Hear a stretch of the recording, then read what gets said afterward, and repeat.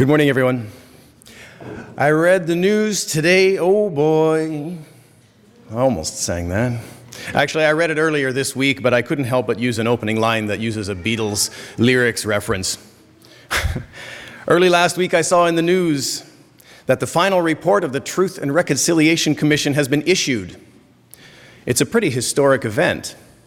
The commission began its work in 2008, finishing its research and investigation 7 years later. During that time, the commission collected a wealth of personal accounts of horrible actions committed under the direction of the Canadian government in its implementation of the residential schools program. Many terrible details slowly came to light as that process unfolded. Well, with the completion of that work and the issuing of that final report, it's a moment for us to consider where we are on this journey of truth and reconciliation.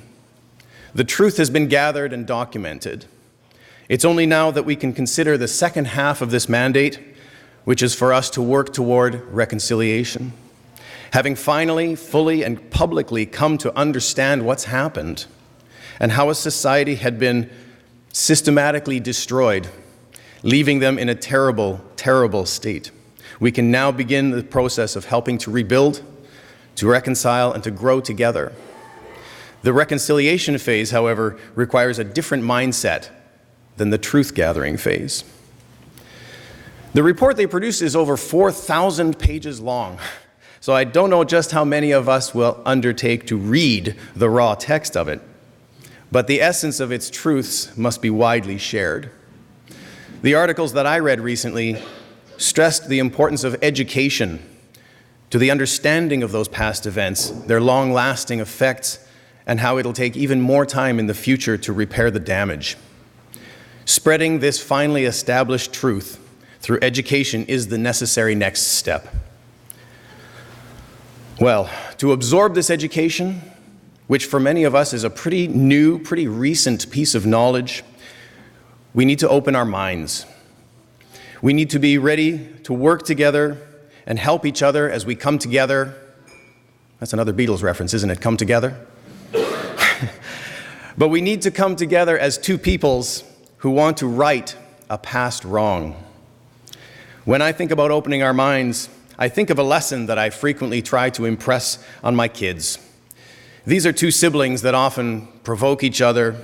They often willfully exclude each other, and they never seem okay coming down to each other's level. I remind the kids to consider that we're all on one team. It's like we're teammates in the game of life. If you're playing a game and your teammate makes a mistake, you don't berate them for it. You help them around it. If your teammate that you're relying on lets you down, you let them know that you were there for them and that you'll be there again. You celebrate each other's successes and you cope with each other's setbacks.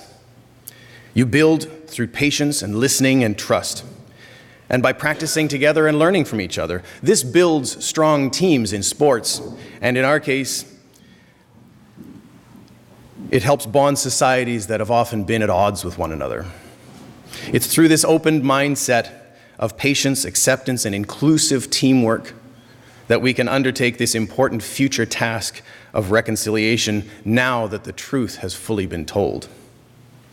Of course, I have to finish with one more Beatles lyric reference, and that is, when the broken-hearted people living in this world agree, there will be an answer. Let it be.